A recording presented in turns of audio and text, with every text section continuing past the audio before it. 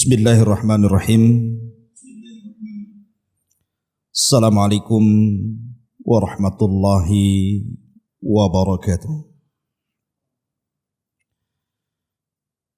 Innal hamdalillah nahmaduhu wa nasta'inuhu wa nastaghfiruh wa na'udzu billahi min syururi anfusina wa sayyiati a'malina. Man yahdihillahu fala mudhillalah wa man yudlil fala hadiyalah. Asyhadu an la ilaha illallah wahdahu rabbi la syarika lah wa asyhadu anna Muhammadan abduhu wa rasuluhu alladzi la nabiyya ba'dah. Rabbi israh li sadri wa yassir li amri wahlul 'uqdatam min lisani yafqahu qauli amma ba'du. Ma'asyiral muslimin wal muslimat yang dimuliakan Allah Subhanahu wa taala. Pertama-tama saya ucapkan beribu-ribu terima kasih. Malam yashkurin nas lam yashkurillah. Siapa yang belum bisa bersyukur kepada manusia, maka belum dianggap bersyukur kepada Allah. Maka saya ucapkan jazakumullah khairan. Semoga Allah membalas kebaikan Anda semuanya, terutama penyelenggara yang sudah mengundang ana atau saya dari Batam, padahal mungkin banyak para duat, para ustadz yang mungkin lebih layak untuk bicara di pagi hari ini. Akan tetapi saya pula yang kemudian diminta untuk berbicara di hadapan para hadirin dan hadirat. Dan saya juga berterima kasih terutama kepada penyelenggara dari Polenis Islamik ataupun di sini UKM Jazirah yang mengadakan acara ini, sehingga saya bisa bertatap muka walaupun lewat media. Sebagaimana Allah Subhanahu wa taala kumpulkan kita pada tabligh akbar di pagi hari ini walaupun lewat media di dunia, semoga kita juga dikumpulkan oleh Allah Subhanahu wa taala kelak di surganya yang penuh dengan nikmat yang Allah anugerahkan kepada setiap penghuninya. Mungkin saya tidak kenal satu persatu, mulai dari Bapak Direktur dan jajarannya dan juga para mahasiswa dan mahasiswi gitu ya. Semoga saya bisa mendoakan Anda semuanya dilindungi oleh Allah Subhanahu wa taala, mendapatkan keberkahan dunia dan juga akhirat. Tema yang diamanahkan adalah wujudkan generasi pemuda muslim yang unggul berkualitas sebagai tonggak peradaban Islam. Subhanallah, materi ini sangat penting sekali terutama generasi muda. Karena generasi muda di zaman sekarang, mungkin Anda tahu sendiri bagaimana anak-anak muda yang semakin hari semakin rusak akhlak-akhlak mereka, sehingga diperlukan anak-anak muda yang bisa memperbaiki akhlak anak-anak muda di zaman fitnah hari ini. Dan itu tidak bisa kita lakukan kecuali harus mengaca kepada sejarah. Karena sejarah itu jundun min junudillah, tentara daripada tentara Allah Subhanahu wa taala. Ma'asyiral muslimin wal muslimat rahimani wa rahimakumullah.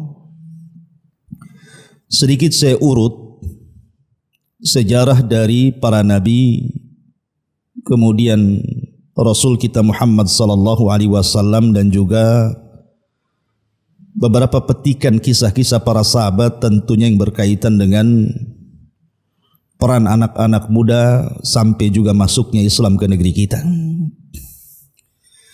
Ma'asyiral muslimin yang dimuliakan Allah Subhanahu wa taala. Sebuah hadis dari Abi Dzar radhiyallahu an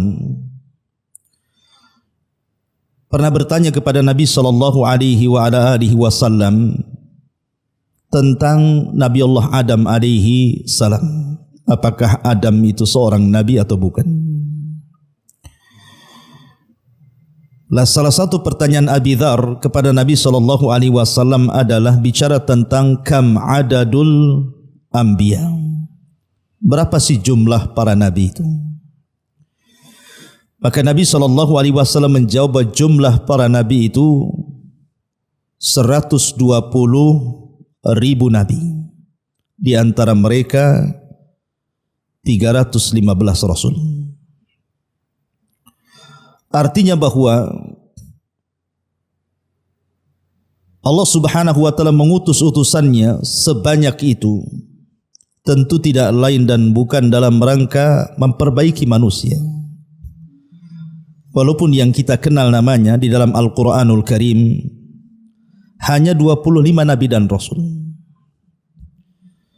Itu pun tercantum nama-namanya, 18 diantaranya tercantum dalam surah Al-An'am dan sisanya tercantum di beberapa surat dalam Al-Quran sehingga genap menjadi 25 nabi dan rasul. Dari 25 nabi dan rasul pun tidak semua dikisahkan dalam Al-Quran. Ada yang hanya disebut namanya tapi tidak ada kisahnya. Seperti contohnya Al-Yasa, Dzulkifli, Ilyas. Itu tidak ada kisahnya tapi namanya disebutkan dalam Al-Quran. Atau ada nabi itu yang hanya dikisahkan secara global saja. Seperti kisah Nabi Syuaib, Nabi Saleh, Nabi Lut gitu ya. Tapi ada juga nabi luar biasa. Dari 25 nabi dan rasul diceritakan secara detail. Seperti Nabi Allah Ibrahim alaihi salam, Nabi Musa alaihi salam, itu luar biasa rincian dalam Al-Quranul Karim. Lah kenapa Allah Subhanahu wa taala menceritakan kisah-kisah ini, bahkan sepertiga Al-Quran itu bicara tentang kisah. Karena Quran itu kan dibagi menjadi 3. Sepertiganya bicara tauhid, sepertiganya bicara hukum-hukum ibadah, dan sepertiganya bicara tentang qasas, tentang kisah-kisah umat-umat terdahulu. Apa hikmahnya? Allah Subhanahu wa taala berfirman di dalam Al-Qur'anul Karim, di antara hikmahnya adalah wa kullan naqussu 'alaika min amba'ir rusul ma nuthabbitu bihi fuadak. Dan kami kisahkan kepadamu wahai Muhammad tentang kisah-kisah para rasul, kisah-kisah para nabi sebelummu, itu dalam rangka memantapkan hatimu. Dan ibrah dalam Al-Quran itu bukan hanya khitabnya kepada Nabi SAW saja, tetapi juga khitabnya kepada kita sebagai umatnya. Seolah-olah Allah Subhanahu wa taala ingin katakan, ketika Allah Subhanahu wa taala menceritakan para nabi dan rasul dalam Al-Quran itu ada sebuah pelajaran besar. Ketika Allah Subhanahu wa taala umpamanya menceritakan tentang kisah Nabi Nuh, ada pelajaran besar bagaimana kesabaran Nabi Nuh dalam menghadapi dakwah terhadap kaumnya. Maka itu akan dialami oleh setiap para pendakwah. Ketika Allah Subhanahu wa taala mengkisahkan kisah Nabi Ayyub alaihi salam, seolah-olah Allah ingin memberikan pelajaran kepada kita bahwa kita dituntut untuk sabar ketika mendapatkan musibah. Bagaimana Ayyub sabarnya ketika diberikan musibah oleh Allah Azza wa Jal berupa penyakit, 18 tahun dia sabar dengan penyakitnya. Ketika Allah Subhanahu wa taala mengkisahkan kisah Lut umpamanya, bahwa Lut dihadapkan kepada sebuah kaum yang rusak akhlaknya. Tidak ada kaum serusak kaum Sodom yang Lut diutus di situ. Bahwa generasi anak muda akan menghadapi masa-masa yang mungkin pernah terjadi di zaman Nabi Lut dan bagaimana cara mengatasinya. Maka Allah kisahkan. Ya. Atau seperti Allah Subhanahu wa taala mengkisahkan umpamanya kisah Nabiullah Ibrahim alaihi salatu wasalam, bagaimana Ibrahim anak muda yang tangguh ketika berhadapan dengan Namrud, dan itu akan dialami oleh setiap para duat dan para dai. Dan begitu seterusnya, artinya bahwa tidak ada yang tidak ada pelajarannya ketika Allah Subhanahu wa taala mengkisahkan para nabi, terutama kisah Nabi kita Muhammad sallallahu alaihi wasallam. Banyak pelajaran, bahkan syarat pelajaran yang Anda akan dapati ketika kita bicara tentang kisah sosok manusia terbaik umat ini, Rasul Muhammad sallallahu alaihi wasallam. Nanti saya akan uraikan kisah-kisah, pelajaran-pelajaran khususnya untuk membangkitkan generasi anak muda di zaman sekarang, bagaimana menghadapi fitnah yang sudah menyebar di tengah-tengah kita. Ma'asyiral muslimin yang dimuliakan Allah Subhanahu wa taala. Kalau kita melihat beberapa kisah dalam Al-Qur'anul Karim yang berkaitan dengan peran anak muda atau generasi muda, itu luar biasa. Al-Quran itu menceritakan tentang kisah-kisah anak-anak muda yang kita bisa petik pelajarannya. Yang pertama, Anda bisa baca dalam surah Al-Anbiya ayat 58 atau 60 sampai 58 sampai 60. Ketika Allah Subhanahu wa taala mengkisahkan sosok anak muda yang Allah Subhanahu wa taala katakan, qalu sami'na fatan yadhkuruhum yuqalu lahu Ibrahim. Mereka berkata bahwa kami mendengar ada anak muda. Lihat bahasa Quran, Allah mengatakan dengan kalimat fatan, anak muda. Anak muda ini bernama Ibrahim. Maksudnya Nabiullah Ibrahim alaihi salam. Nabi Ibrahim alaihi salatu wassalam adalah anak muda pemberani. Bayangkan dia sendirian menghadapi penguasa dunia yang zalim, Namrud. Kita tahu bahwa di dunia ini ada 4 raja yang pernah menguasai dunia, 2 mukmin dan 2 kafir. Adapun yang mukmin adalah Nabiullah Sulaiman alaihi salam dan juga Raja Dzulqarnain yang disebutkan dalam surah Al-Kahfi. Adapun yang kafir ada namanya Namrud dan juga Bukhtun Nasr yang menghancurkan Palestina dan membantai kaum Yahudi pada zamannya. Lah ada anak muda namanya Ibrahim alaihi salam sendirian menghadapi raja yang sangat zalim. Dengan keberaniannya dia menghancurkan patung-patung istana. Sebenarnya tujuan Ibrahim bukan menghancurkan patung. Buat apa patung dihancurkan? Toh juga bisa dibuat lagi. Hari ini patung dihancurkan, besok bisa diproduksi lagi. Tapi Nabi Ibrahim ingin memberikan pelajaran dengan kecerdasannya. Itulah bedanya anak muda dengan orang tua tuh. Anak muda itu punya kecerdasan. Ketika pengalaman tidak bisa menjadi solusi, maka kecerdasan itu diperlukan. Bagaimana Ibrahim ini menjadikan sosok anak muda yang cerdas. Tujuan dia menghancurkan patung bukan menghancurkan patungnya. Buat apa patung dihancurkan? Nanti dibuat lagi, diproduksi lagi. Tapi Ibrahim ingin mengatakan kepada Namrud dan para penyembah berhala di zaman itu, bahwa berhala-berhala yang dianggap Tuhan oleh kalian itu jangan lagi melindungi kalian, melindungi diri mereka sendiri saja tidak sanggup. Lalu buat apa disembah kalau tidak bisa mendatangkan manfaat dan tidak bisa mencegah madarat? Lihat bagaimana peran anak muda Ibrahim alaihi salam, pemuda yang cerdas. Ini satu kisah. Kisah yang kedua disebutkan dalam surah Al-Kahfi ayat 11 sampai 25. Ketika Allah Subhanahu wa taala menceritakan tentang 7 anak muda. Allah Subhanahu wa taala berfirman, "Idz awal fityatu ilal kahfi faqalu rabbana atina min ladunka rahmatan wa hayyi lana min amrina rasyada." Ingatlah ketika para pemuda, sekali lagi Allah menyebutnya dengan kalimat para pemuda, bukan orang tua. Ini generasi-generasi muda di zaman itu. Ingatlah ketika para pemuda-pemuda itu berlindung ke dalam gua.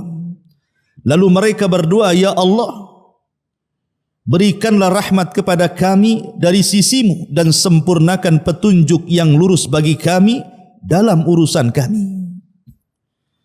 Dahulu ketika ada sebuah acara kerajaan pada zaman Romawi dulu, maka diundanglah para pejabat dari daerah-daerah. Masalahnya dalam acara kerajaan itu disuruh untuk menyembah berhala. Rupanya ada anak-anak muda yang mereka mengikuti ajaran Isa bin Maryam, sehingga mereka mentauhidkan Allah. Karena di zaman itu agama yang paling benar adalah agama Isa bin Maryam sebelum datang Islam.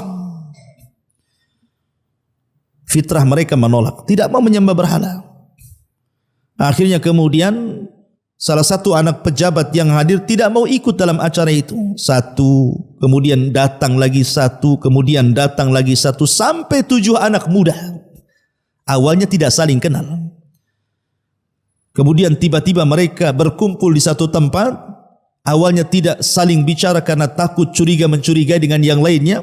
Setelah membuka pembicaraan satu dengan yang lainnya, rupanya mereka ada kesepakatan bahwa mereka mengingkari acara kerajaan yang penuh dengan kesyirikan itu. Tetapi kemudian perkumpulan mereka ketahuan, mereka pun ditangkap. Kemudian mereka dipaksa untuk menyembah berhala, kalau tidak mereka dibunuh. Akhirnya mereka pun meminta diberikan kesempatan untuk berfikir 3 hari. Rupanya 3 hari ini digunakan untuk kabur. Ya. Maka kemudian larilah 7 anak muda ini dan seekor anjing. Rupanya mereka lari ke perbukitan. Disitulah menemukan sebuah gua yang sangat dalam, yang sangat besar. Dalam bahasa Arab disebut kahfun namanya. Makanya suratnya disebut suratul kahfi. Dalam bahasa Arab gua itu ada 2 jenis. Ada namanya ghar, seperti Rasul itu di ghari Hira namanya. Gua kecil tidak dalam, itu namanya ghar, gua Hira. Tetapi kalau dalam besar itu disebut al-kahfu ataupun al-kahfi. Lah anak-anak muda ini masuk ke dalam gua itu. Lihat bagaimana perjuangan anak-anak muda ini. Bahwa anak muda itu perlu berjuang. Harus ada semangat juang gitu ya. Jangan memble anak-anak muda itu. Anak-anak muda itu harus semangat. Sehingga kemudian Ashabul Kahfi ini masuk ke dalam gua. Sempat pasukan itu menemukan gua itu. Tapi karena mereka takut masuk, akhirnya mereka menimbun pintu gua itu. Dengan alasan supaya mereka mati di dalam. Tetapi Allah Subhanahu wa ta'ala rupanya sudah tidurkan anak muda ini 3 abad lebih, 300 tahun lebih anak muda ditidurkan oleh Allah Subhanahu wa ta'ala. Subhanallah, anehnya ketika mereka terbangun, rupanya raja zalim itu sudah mati, digantikan raja yang baik. Tapi bagaimana di sini Allah Subhanahu wa ta'ala menyebutkan kisah anak-anak muda itu di zaman itu. Perjuangan mereka, tekad mereka luar biasa gitu ya. Ini juga satu kisah anak-anak muda yang disebutkan dalam surah Al-Kahfi ayat 11 sampai 25 dan seterusnya. Kemudian juga Anda bisa baca dalam surah Yusuf ayat 24 sampai seterusnya. ketika bercerita tentang Nabi Yusuf alaihi salam, di mana Allah Subhanahu wa taala menyebutnya Yusuf itu dengan kalimat fataha, anak muda. Wa qala niswatun fil madinati imra'atul aziz turawidu fataha an nafsihi qad saghafaha hubba. Dan perempuan-perempuan di kota itu berkata, istri Al-Aziz menggoda dan merayu pelayannya yang masih muda. Di sini Allah Subhanahu wa taala menyebut dengan kalimat fata. Fata itu anak-anak muda artinya. Yusuf ketika itu anak muda. Dalam sirah itu disebutkan usianya 20 tahun ketika dirayu oleh Zulaiha itu. Dan usia 20 tahun masih muda. Ya. Jadi Nabi Yusuf alaihi salatu wasallam ketika dibeli oleh Imra'atu Aziz itu usianya 10 tahun. Kemudian tinggal di rumah Al-Aziz itu 10 tahun. Jadi usianya 20 tahun tuh. Nampak ketampanannya. Ketika kemudian Zulaiha tertarik dengan Nabi Allah Yusuf alaihi salatu wasallam, seorang nabi yang diberikan separuh ketampanan Adam itu. Bahkan dijelaskan itu pintu itu sudah tertutup, terkunci. Sehingga Yusuf tidak mungkin keluar dari situ. Tapi Nabi Yusuf anak muda yang menjaga kehormatannya. Dan ini diperlukan anak-anak muda yang seperti ini di zaman sekarang ini. Zaman yang penuh dengan fitnah ini diperlukan kebersihan hati seperti Nabi Yusuf. Bagaimana Yusuf itu mampu menghalau godaan Zulaiha, wanita yang cantik. Seorang pejabat, orang kaya, dia yang mengajak berzina di tempat yang suci sunyi, tidak ada orang yang tahu. Tetapi karena hatinya yang bersih, Nabi Yusuf ini takut kepada Allah Subhanahu wa taala, dia pun mengatakan, ma'adzallah, aku berlindung kepada Allah, anyahlah kau dariku. Lihat, ini anak muda yang luar biasa, ini perlu dicontoh di generasi hari ini. Karena generasi hari ini hal-hal yang menjerumuskan kepada perbuatan keji perzinahan itu di zaman sekarang luar biasa tuh. Dengan adanya medsos gitu ya. Film-film yang tidak layak ditonton, gambar-gambar yang tidak layak dilihat. Belum lagi kalau kita melihat di masyarakat orang-orang yang wanita-wanita pembuka aurat dan penyebar aurat dan begitu seterusnya. Ini tantangan besar. Diperlukan kejernihan hati. Diperlukan menjaga kesucian, dan itu besar pahalanya. Nabi SAW sampai mengatakan, sab'atun yudhilluhumullahu fi dhillihi yawma la dhilla illa dhilluh. Ada 7 kelompok yang akan mendapatkan naungan di hari yang tidak ada naungan kecuali naungan Allah. Salah satunya adalah rajulun da'athu imra'atun dhata zamalin dhata mansabin wa jamalin faqala inni akhafullah. Seorang laki-laki yang dipanggil oleh seorang wanita yang cantik, yang kaya untuk berzina, tapi laki-laki itu mengatakan, saya takut kepada Allah. Ma'asyiral muslimin yang dimuliakan Allah Azza wa Jalla, lihat bagaimana Allah menceritakan tentang kisah anak muda Nabi Yusuf alaihi salatu wassalam. Ya. Kemudian juga yang nomor 4 disebutkan dalam surah Al-Buruj. Disebutkan dalam surah Al-Buruj. Allah Subhanahu wa taala mengatakan, kutila ashabul uhdud an-nari dzatil waqud idhum 'alaiha qu'ud wa hum 'ala ma yaf'aluna bil mu'minina syuhud wa ma naqamu minhum illa an yu'minu billahil azizil hamid. Binasalah orang-orang pembuat parit api, maksudnya para pembesar Najran Yaman. An-nari dzatil waqud, ketika api dinyalakan dengan sangat besar. Ketika mereka duduk dan melihatnya, sedangkan mereka menyaksikan apa yang mereka perbuat terhadap orang-orang yang beriman yang sedang dibakar, dan mereka menyiksa orang-orang itu hanya karena orang-orang mukmin yang beriman kepada Allah yang maha terpuji dan lagi maha perkasa. Jadi kisah Ashabul Uhdud ini yang disebutkan dalam surah Al-Buruj itu mengkisahkan tentang kisah anak muda. Secara singkat begini. Jadi ada seorang raja Yahudi tapi masyarakatnya Nasrani, namanya Dzunwas. Dzunwas ini mengaku Tuhan sama dengan Namrud, sama dengan Fir'aun yang ngaku Tuhan itu. Punya tukang sihir yang mau mati, sudah tua. Lah tukang sihirnya kerajaan ini meminta kepada Dzunwas, seorang raja Najran ini, untuk dicarikan anak muda yang bisa mewarisi ilmu sihirnya, supaya bisa melanggengkan kekaisaran ataupun kerajaan sang raja Dzunwas ini. Karena dia tidak akan lama lagi hidup karena sudah tua. Maka dicarikan anak muda yang cerdas.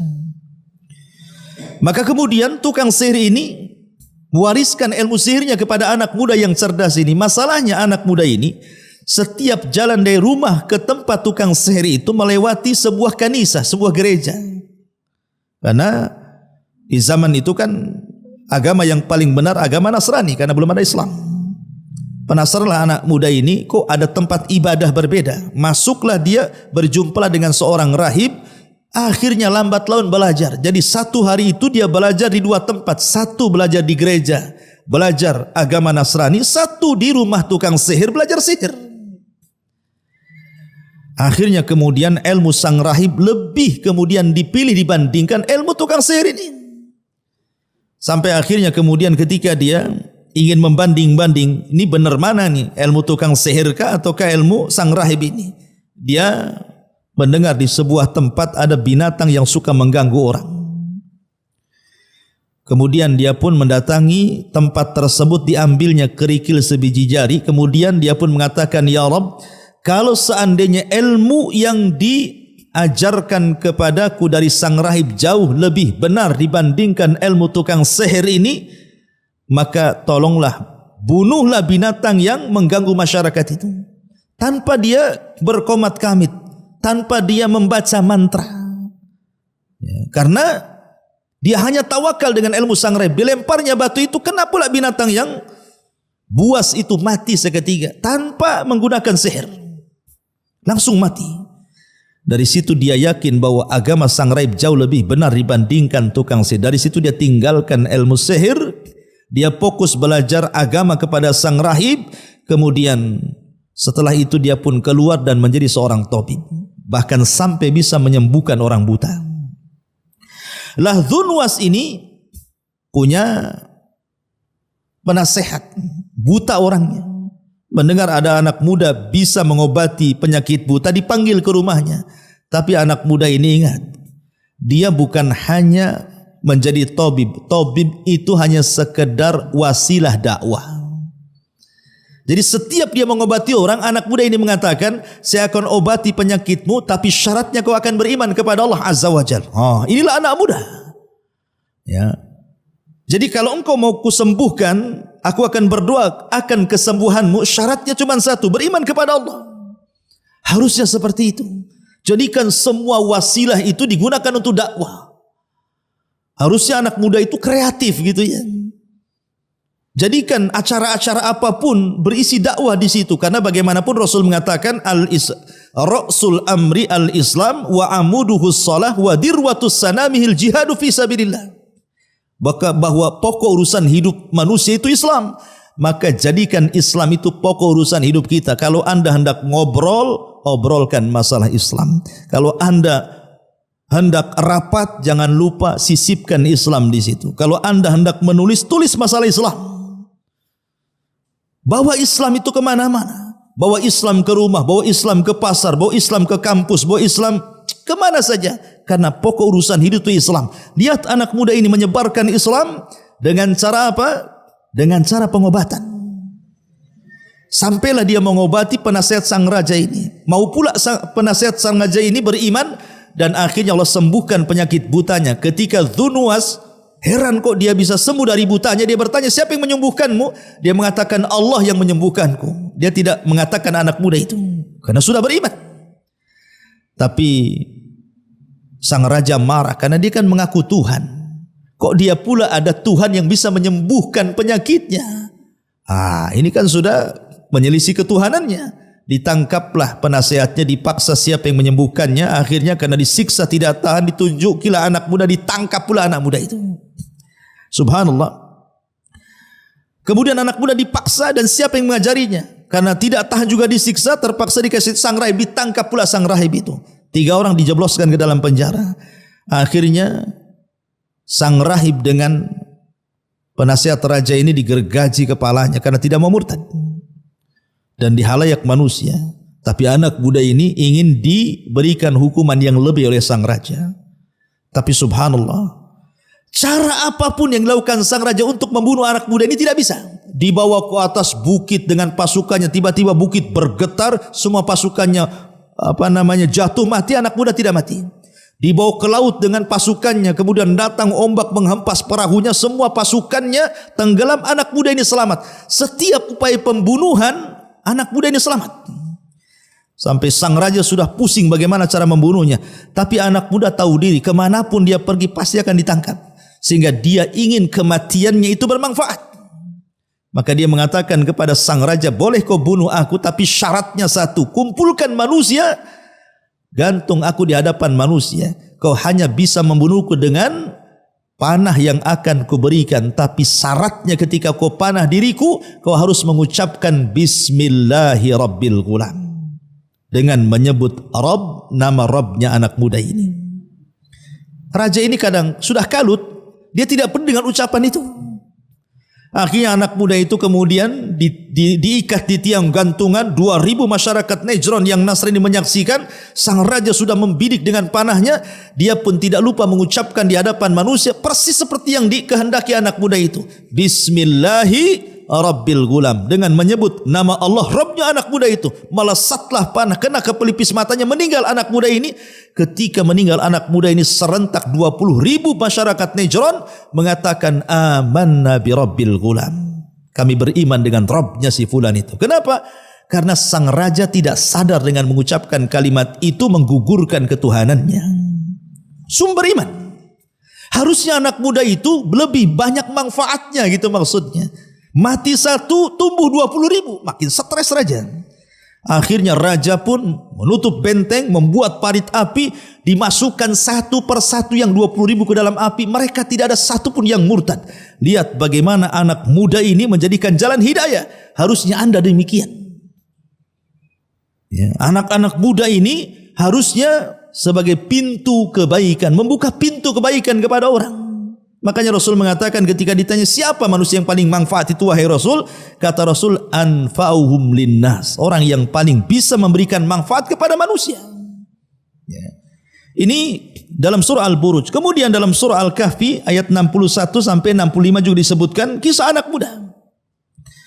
Allah Subhanahu wa taala berfirman, wa idz qala Musa li fatah la abrah hatta ablugha majma'al bahraini aw amdi hukuba.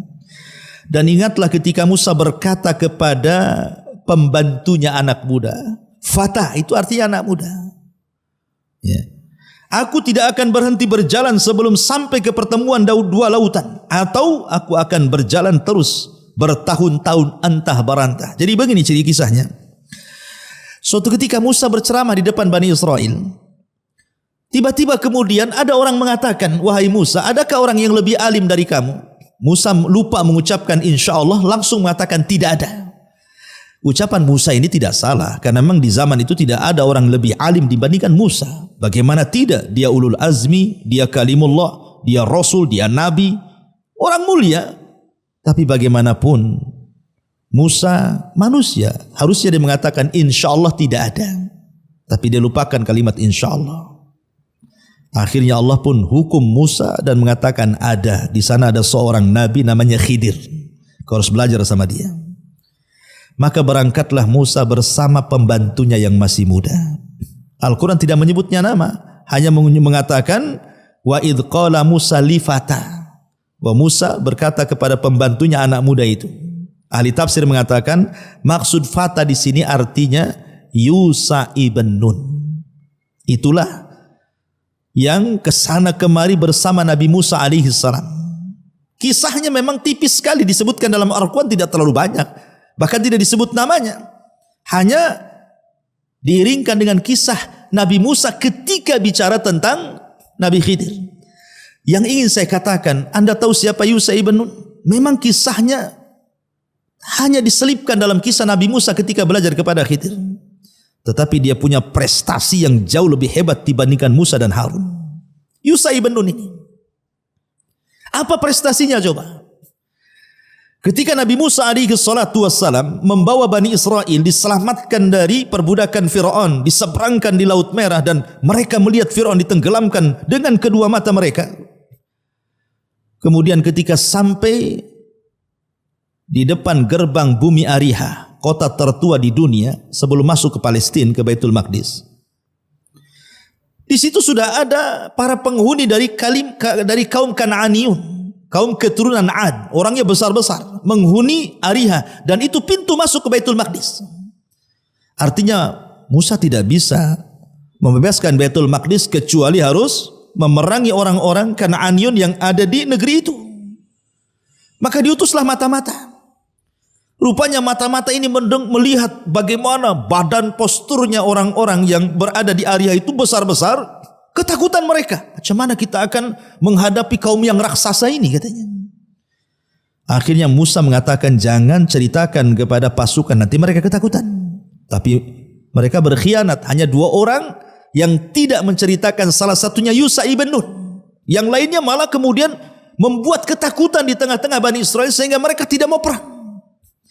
Ketika Musa mengajak mereka berperang untuk mengambil Baitul Maqdis dengan cara menaklukkan Ariha kala itu, tiba-tiba kemudian mereka dengan lancangnya mengatakan kepada Nabi mereka, idhab anta wa rabbuka faqatila inna hahuna qaidun. Hei Musa, kalau engkau hendak mengajak perang kami, silahkan berangkat sendiri, ajak Tuhanmu perang berdua, biar kami nonton siapa yang kalah, siapa yang menang. Nah, itu kurang ajar tuh. Bani Israel ngomong begitu sama nabinya. Ya. Akhirnya kemudian Allah pun azab Bani Israel. Terpaksa mereka harus dibuat linglung di negeri yang disebut dengan Ardute. Mereka tidak bisa keluar dari situ, di gurun pasir, panas, kering, kelontang, gak ada tumbuhan, gak ada tanaman. 40 tahun mereka tinggal di situ. Sampai Musa meninggal di situ, Harun pun meninggal di situ. Tidak bisa merebut Baitul Maqdis. Baru datang generasi pemberani dipimpin Yusha ibn Nun. Bayangkan. Tadinya seorang pembantu Nabi Musa, tapi karena kemana-mana bersama Nabi, akhirnya diangkat jadi Nabi juga. Yusha ibn Nun diangkat jadi Nabi. Nabi Yusha ibn Nun, dialah yang memimpin generasi setelah Musa dan Harun dan berhasil merebut Baitul Maqdis. Bahkan satu-satunya Nabi yang memiliki mukjizat mampu menahan matahari, dialah Yusha ibn Nun.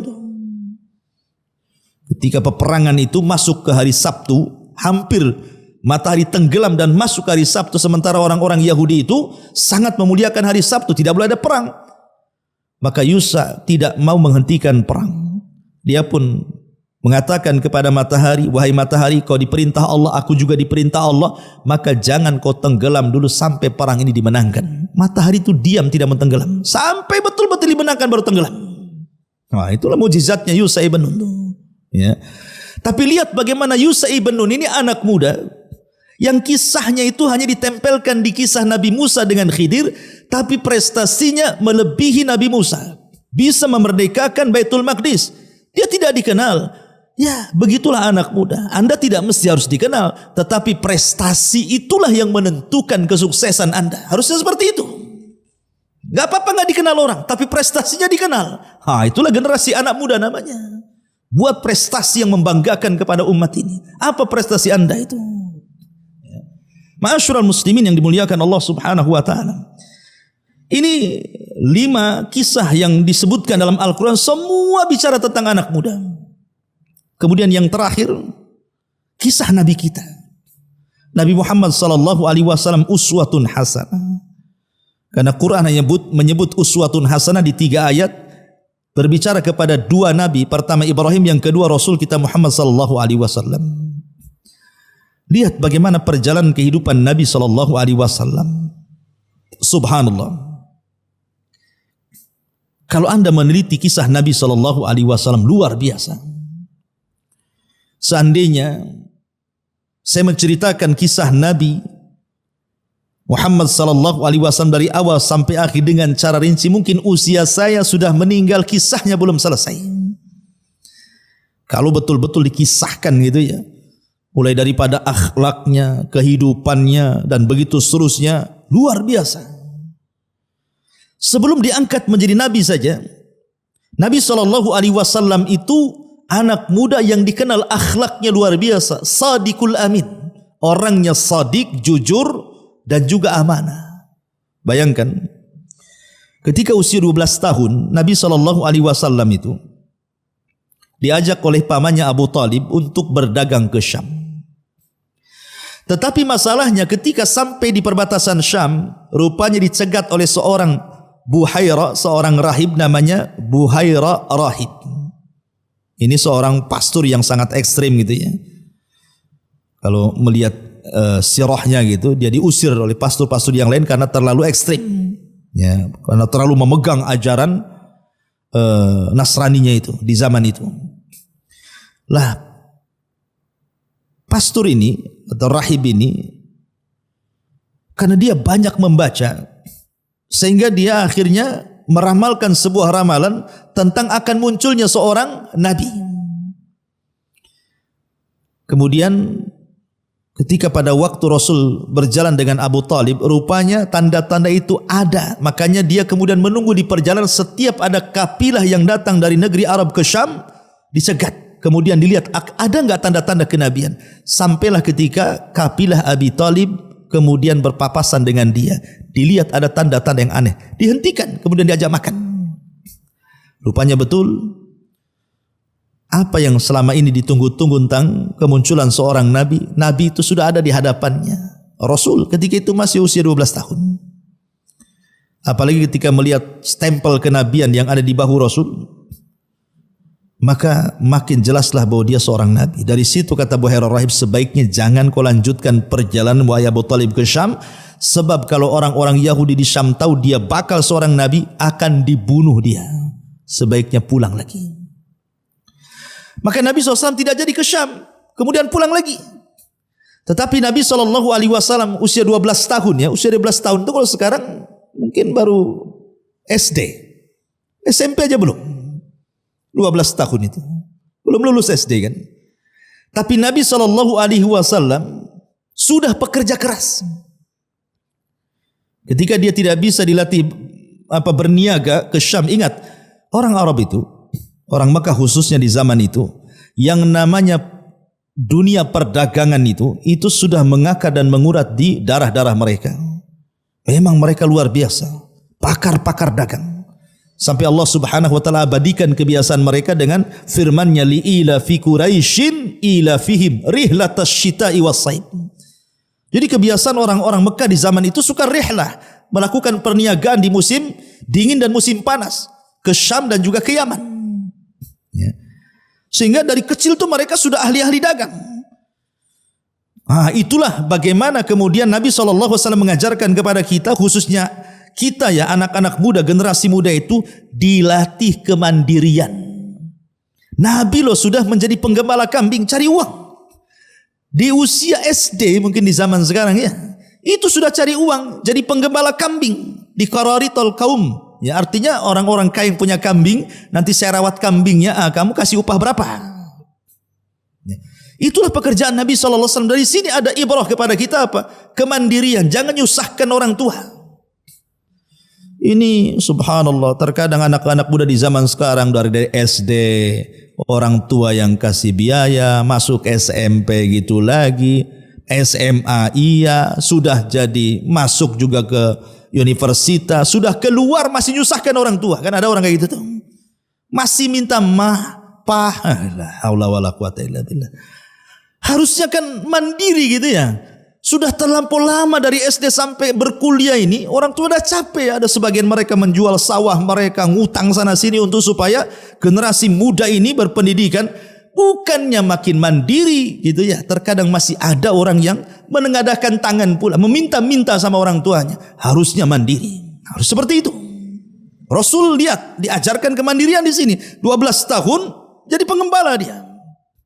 Subhanallah. Ini ada kenapa sebutan Shadiqul Amin, kenapa sampai muncul? Begini ceritanya. Jadi Nabi SAW itu kan banyak kawan-kawan sesama penggembala tuh. Sama penggembala. Jadi ketika ada musim-musim pernikahan, walimatul arus gitu ya. Terkadang kawan-kawan sama penggembala itu ingin hadir ke tempat-tempat undangan-undangan pernikahan itu. Tapi mereka bingung karena mereka harus meninggalkan kambing-kambing mereka. Akhirnya kemudian mulailah di antara mereka menitipkan kambing kepada Rasul. Tolonglah ini rawat dulu kambing saya ada acara dulu. Nah, seperti itu. Subhanallah, setiap Rasul dititipkan kambing oleh teman-temannya para penggembala itu, tidak ada satupun kambingnya yang mati. Tidak ada satupun kambingnya yang hilang. Tidak ada satupun kambingnya yang sakit. Bahkan kambingnya makin gemuk, dirawat luar biasa. Ingat, penggembala kambing itu bukan 1-2 kambing kayak tempat kita. Ya, kita saja pernah hidup di Timur Tengah sana, semiskin-miskinnya orang sana itu ya 100 kambing itu masih miskin kalau penggembala itu. Kambing ribuan gitu ya di sana. Apalagi penduduk Mekah itu memang di zaman itu makanan pokok adalah daging kambing. Lain dengan Madinah kurma gitu ya.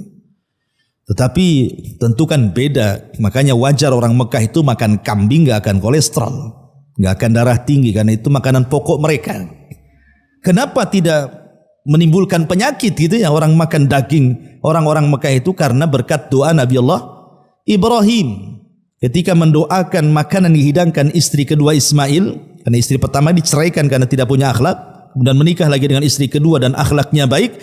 Ketika dihadirkan kambing, daging kambing, dan itu menjadi makanan pokok penduduk Mekah, Ibrahim mengatakan Allahumma barik li ta'amihim wa syarabihim, ya Allah berkahi makanannya dan minumannya. Maka menjadilah Zam-Zam menjadi berkah, dan juga daging sebagai makanan pokok menjadi berkah sehingga tidak membawa penyakit. Ya, tapi ingat ya, ini kambing yang ada di Mekah. Jangan pula Anda yang di Semarang makan kambing saya. Ya, kalau 1 bulan saja orang di Semarang makan kambing, itu udah siap-siap aja masuk rumah sakit. Ya. Kolesterolnya naik semuanya gitu ya. Artinya bahwa kembali ke cerita. Jadi Nabi SAW ketika dititipi sesama penggembala itu, amanah luar biasa. Mulailah tersebar akhlak di tengah-tengah para penggembala kambing. Dan Nabi itu jarang bergaul dengan anak-anak muda, ya tidak bebas bergaul gitu, memilih-milih. Kalaupun hadir di walimatul arus, karena di zaman itu kan minuman khamar dan begitu seterusnya masih diminum gitu. Paling Nabi SAW terkadang tertidur, entah apa yang terjadi, kemudian selesai, kemudian pulang. Intinya bahwa Nabi mulai terkenal dengan amanahnya, al-amin. Kemudian Rasul tidak pernah berdusta, maka disebut sadiq, orang yang jujur. Melekatlah kalimat sadiqul amin. Makanya ini pula yang kemudian ketika di usia 20 tahun, tiba-tiba ada seorang wanita tahirah yang suci, Khadijah bintu Khuwailid, wanita tajir kaya raya. Seandainya kekayaannya dikumpulkan dengan seluruh kekayaan laki-laki kaya di zaman itu, tetap Khadijah masih kaya. Wanita kaya luar biasa, tapi sudah disebut tahirah. Tahirah itu wanita suci karena dia menutup auratnya, padahal belum ada Islam. Rasul pun belum diangkat jadi nabi, tapi dia sudah menutup aurat tuh, Khadijah itu. Makanya disebut tahirah, wanita suci. Mendengar kok ada anak muda yang baik, tertariklah dia. Dicari, akhirnya berkenalan dengan Nabi SAW, diajak kerjasama, berdagang dengan sistem mudharabah. Akhirnya Khadijah melihat bagaimana akhlak yang luar biasa, bagaimana keuntungan yang melimpah, dan begitu seterusnya. Belakangan dia tertarik dan ingin menikah dengan Nabi SAW. Lah dari sini saja kita bisa petik banyak pelajaran. Ya, bagaimana anak muda ini Nabi SAW mengajarkan kepada kita akhlak yang luar biasa. Rasul di usia 20 tahun ke bawah nih, ya. Tetapi lihat akhlaknya sudah dikenal. Akhlaknya sudah dikenal. Harusnya generasi muda ini yang paling dipentingkan hari ini, akhlak yang tidak ada. Yang hilang pada generasi muda hari ini akhlak. Akhlak kepada orang tua sudah hilang, akhlak kepada kerabat sudah hilang, akhlak kepada tetangga sudah hilang, kepada guru-guru dan begitu seterusnya. Ini akhlak yang hilang ini. Harus tanamkan akhlak-akhlak yang betul-betul. Jangan sampai kemudian anak muda ini mengikuti tren, ya kan? Jadilah anak-anak muda yang berakhlak. Kebaikan juga jangan mengikuti tren.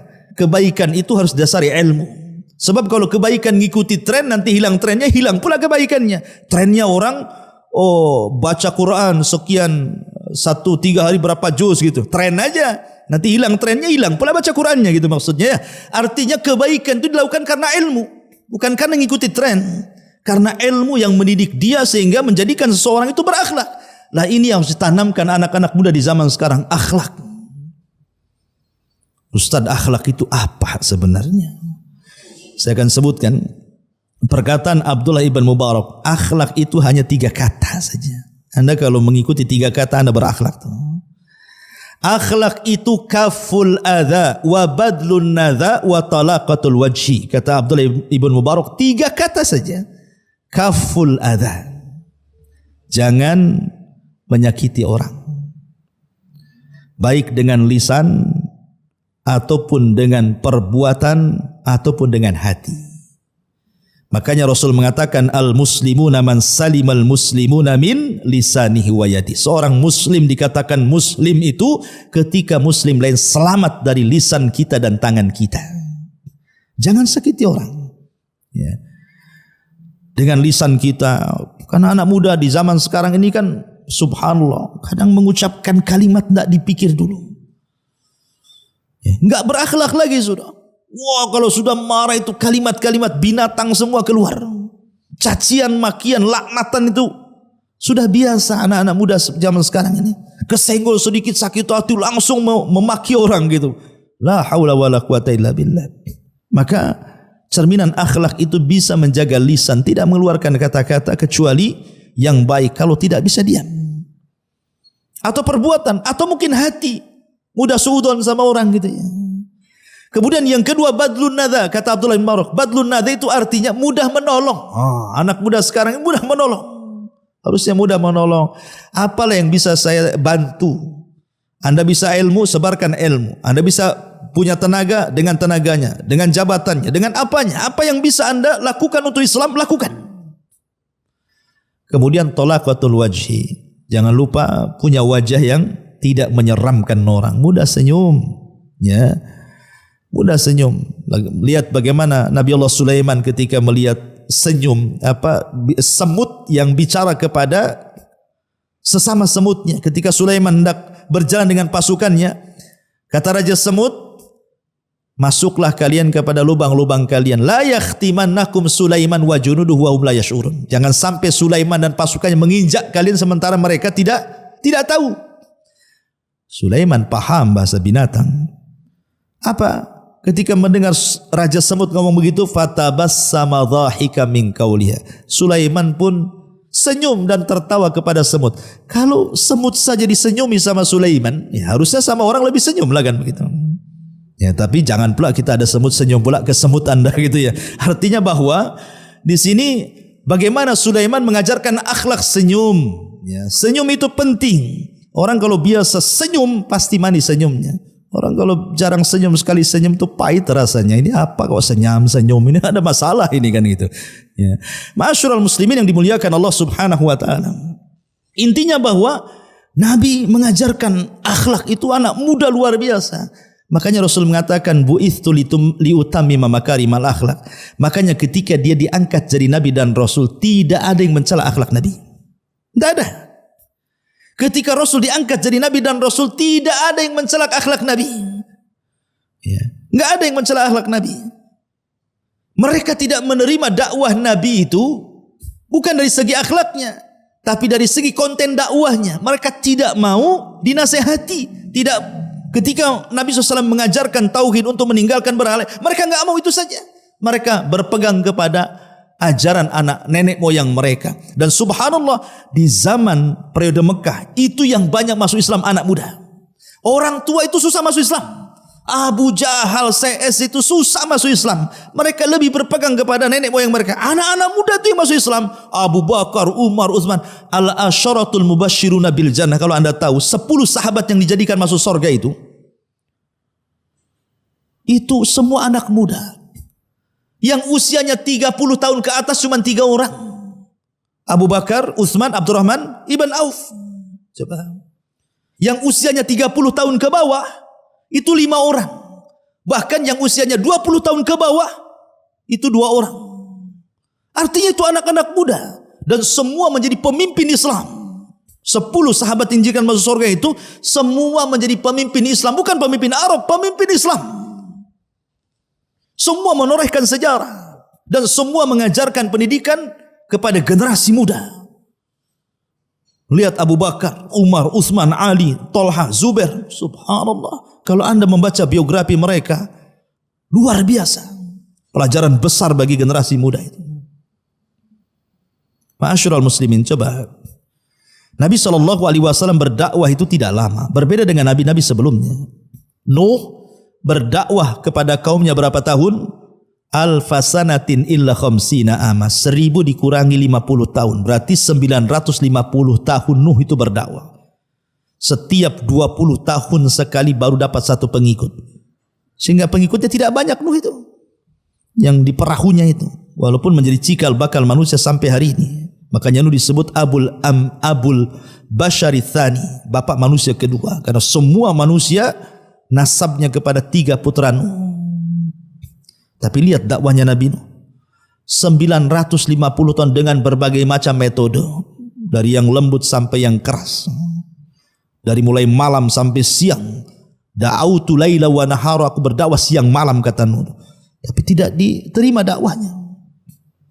Nabi SAW itu berdakwah cuma 23 tahun saja. 13 tahun di kota Mekah. 10 tahun di kota Madinah. Tapi tidaklah Nabi SAW wafat kecuali Rasul sudah mempersiapkan generasi-generasi anak muda, pemimpin-pemimpin masa depan kaum muslimin, dan semua bidang ada pada para sahabat Nabi. Apa yang dihajatkan kaum muslimin ada. Ini menunjukkan apa? Ilmu parenting namanya. Bagaimana Nabi SAW itu membuat pendidikan yang sangat berhasil. Tidak perlu belajar parenting ke barat itu. Nabi sudah mengajarkan, tidaklah Rasul wafat kecuali generasinya sudah ada. Semuanya berhasil. Yang dihajatkan kaum muslimin ada semua di para sahabat. Semua ada. Tidak ada yang tidak ada. Apa yang dihajatkan manusia ada semuanya di para sahabat. Siapa yang mendidik mereka? Nabi. Generasi sahabat. Anak-anak muda luar biasa. Bahkan kalau Anda lihat para pakar hadis, itu semua anak muda. Ya. Ma'asyiral muslimin yang dimuliakan Allah Azza wa Jalla. Siapa para pakar hadis? Saya contohkan.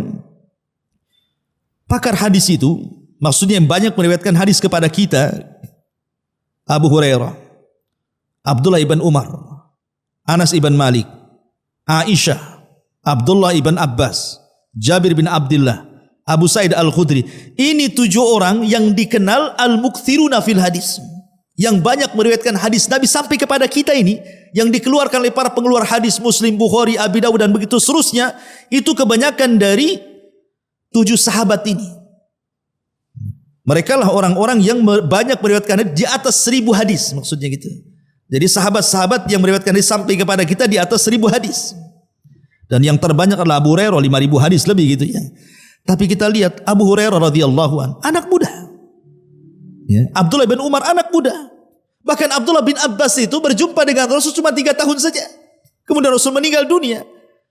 Tapi tidak menghalangi menjadi ulama dunia. Abdullah bin Abbas itu anak muda. Usia 13 tahun Rasul sudah meninggal. Karena ketika dia dibawa oleh bapaknya Abbas itu dari Mekah ke Madinah pada tahun 7 Hijriah, baru berjumpa dengan Rasul di usia 10 tahun. Sehingga 11 Hijriah Rasul meninggal, hanya berjumpa 3 tahun bersama Rasul. Tapi lihat 3 tahun perjalanan bersama Rasul menjadikan Abdullah bin Abbas ulama besar. Hanya 3 tahun saja. Menunjukkan kegigihan Abdullah bin Abbas tentunya dalam belajar. Ya, dalam belajar. Anas bin Malik menjadi pembantu Rasul gitu ya, di usia 10 tahun sampai wafatnya Nabi. Jadi ulama besar. Jabir bin Abdullah, Abu Sa'id Al-Khudri, bahkan Ummul Min Aisyah radhiyallahu anha, ini semua usia-usia muda tuh. Usia muda, cerdas, berkualitas dan juga menorehkan banyak sejarah. Lah harusnya anak-anak muda seperti itu. Ada satu kisah menarik. Jadi di zaman Nabi sallallahu alaihi wasallam, ini di zaman sahabat, anak-anak sahabat. anak-anak para sahabat Nabi Shallallahu Alaihi Wasallam usianya masih muda-muda, masih belasan tahun, ya mungkin usia SMP lah di zaman sekarang ini. Di sana ada Abdullah ibn Umar, kemudian Mus'ab, kemudian Urwah, kemudian satunya Abdul Malik ibn Marwan. Jadi 4 sahabat ini, anak-anak sahabat ini, anak-anak sahabat nih. Abdullah ibn Umar, anak daripada Umar ibn Khattab. Kemudian Mus'ab ibn Zubair, putra daripada Zubair ibn Awam. Urwah ibn Zubair juga sama, putra daripada Zubair ibn Awam. Kemudian Abdul Malik ibn Marwan. Abdul Malik ibn Marwan, putra daripada Marwan, sahabat Nabi. Jadi anak-anak muda ini kumpul di depan Ka'bah. Ya, karena mereka bukan anak-anak muda jalanan, bukan anak-anak muda yang hidup di jalan-jalan trek-trekan zaman sekarang ini kan, nongkrong di jembatan. Bukan, mereka bukan anak-anak muda gaya anak muda zaman sekarang gitu ya, nongkrong tapi pegang-pegang botol minuman keras. Nah, mereka anak-anak muda terdidik. Yang namanya anak-anak muda terdidik tentu kalau berkumpul yang dibicarakan pasti soal cita-cita masa depan. Kamu kalau sudah besar nanti ingin jadi apa? Gitu bahasanya. Itulah anak muda. Harusnya seperti itu anak muda ini. Ini kumpul, kalau laki-laki cerita perempuan, kalau perempuan cerita laki-laki. Oh jadi apa Anda ini? Ya. Lihat bagaimana ini 4 anak-anak sahabat ini bercerita tentang cita-cita. Yang lain mengatakan, wahai Mus'ab, kalau engkau besar ingin jadi apa? Ya. Kalau engkau wahai Urwah ingin jadi apa? Kalau engkau ya Abdullah ibn Malik ingin jadi apa? Maka kata Mus'ab, dia mengatakan, kalau aku besar, aku ingin menjadi orang besar dan menikahi 2 wanita dari pembesar, Aisyah bintu Tolha dan Sakinah bintul Hasan. Ada Urwah mengatakan, kalau aku tidak, aku ingin menjadi ulama yang diambil ilmunya. Ini luar biasa. Apa kata Urwah? Saya ingin menjadi ulama, atamanna an yu'khad anil ilmu. Aku bercita-cita aku ini jadi orang alim dan orang-orang mengambil ilmu dariku. Luar biasa himmahnya ini. Kemudian Abdul Malik ibn Umar, kalau saya tidak, saya bercita-cita menjadi khalifah. Itu kan mantap cita-citanya gitu. Cita-cita besar semua tuh. Dalam riwayat juga Abdullah ibn Zubair ikut juga di situ. Saya ingin menjadi penguasa Hijaz katanya. Luar biasa ini. Lihat anak-anak muda itu kalau ngomong cita-citanya itu masa depan dia. Ya. Anak muda zaman sekarang ini cita-citanya aneh-aneh. Subhanallah ya. Kalau udah kumpul sesama mereka itu yang diceritakan tidak jelas gitu. Lihat anak-anak muda di zaman itu menjadi percontohan, memiliki cita-cita besar ke depan, membangun bangsa, membangun peradaban, ilmu begitu ya. Itulah cita-cita mereka. Giliran mereka tanya sama Abdullah ibn Umar, Abdullah ibn diam saja. Orang mereka, wahai Abdullah ibn Umar, kalau engkau dari tadi diam, kau ini kalau sudah besar nanti ingin jadi apa? Subhanallah. Abdullah ibn Umar lain pula dia cita-citanya. Dia mengatakan, tamannaitu an adkhulal jannah. Aku hanya bercita-cita ingin masuk surga. Ini yang satu lain nih. Ini yang 4 ini atau yang 3 tadi itu bicara tentang dunia semua tuh. Ya. Tapi yang satu ini pula cerita akhirat. Subhanallah. Karena mereka anak-anak muda yang gigih, yang betul-betul mengejar cita-cita. Semua yang dicita-citakan menjadi kenyataan semuanya. Urwah menjadi ulama besar. Siapa tidak kenal Urwah ibn Zubair? Alim, ulama besar. Seorang thalibul ilmi harus kenal siapa Urwah. Kalau anda baca kitab-kitab tafsir, banyak kemudian tafsir-tafsir yang diambil dari perkataan Urwah ibn Zubair ini. Abdul Malik ibn Marwan menjadi khalifah. Abdullah ibn Zubair menjadi khalifah. Semua tercapai cita-citanya kecuali Abdullah ibn Umar. Ya karena cita-cita dia di dunia dia. Dia cita-cita ingin masuk surga. Kan? Tapi lihat himmahnya luar biasa, semangatnya loh. Itulah anak muda namanya ya. Itu anak muda. Didikan siapa mereka coba? Didikan Nabi SAW. Nabi yang mendidik mereka seperti itu. Ya. Jadi generasi muda harus bangkit. Jangan loyo. Ya. Justru dari para sahabat Nabi inilah Kemudian Islam tersebar kemana-mana. Di zaman Khulafaur Rasyidin saja sudah kemana-mana tuh. Di zaman Utsman saja sampai ke daratan Afrika sana. Bahkan di zaman Utsman inilah sabda Rasul terbuka bahwa kalian akan membawa pasukan melewati lautan.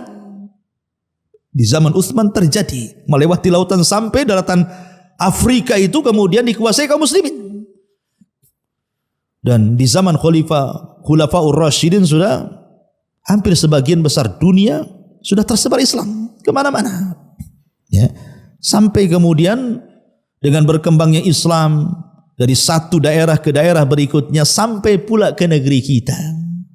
Walaupun tentu dengan berbagai macam versilah Islam masuk ke Nusantara ini. Ada yang versi Gujarat tahun berapa itu 13 abad 13 Masehi gitu ya. Ada yang mengatakan versi Persia gitu ya. Ada yang mengatakan versinya Arab, Mekah gitu ya. Ada yang mengatakan versi Cina, macam-macam. Tapi intinya bahwa akhirnya Islam pula masuk ke negeri kita. Dan ini sebuah nikmat besar. Kalaulah bukan karena nikmatul Islam, kita tidak akan pernah bahagia.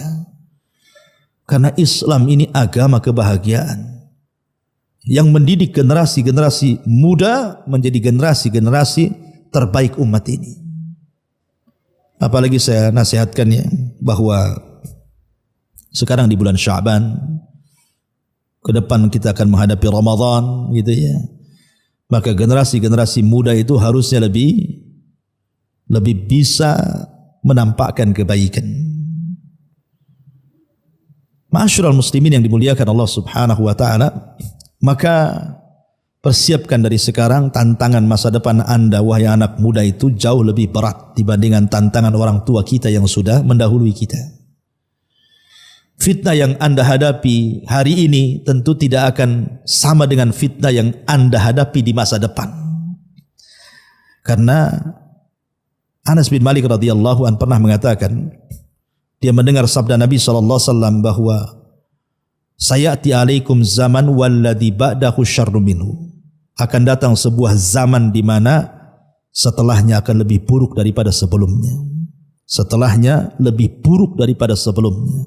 Artinya Rasul sudah memprediksi bahwa makin kesana itu kondisinya makin buruk.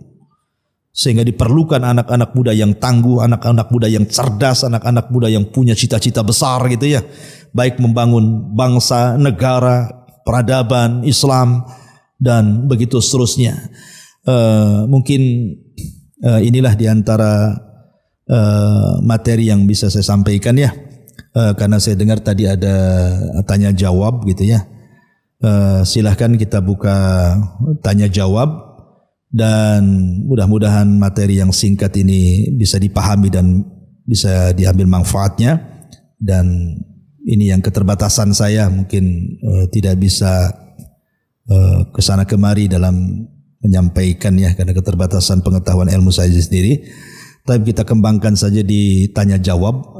Saya kembalikan kepada moderator, fal yatafaddal mashkura.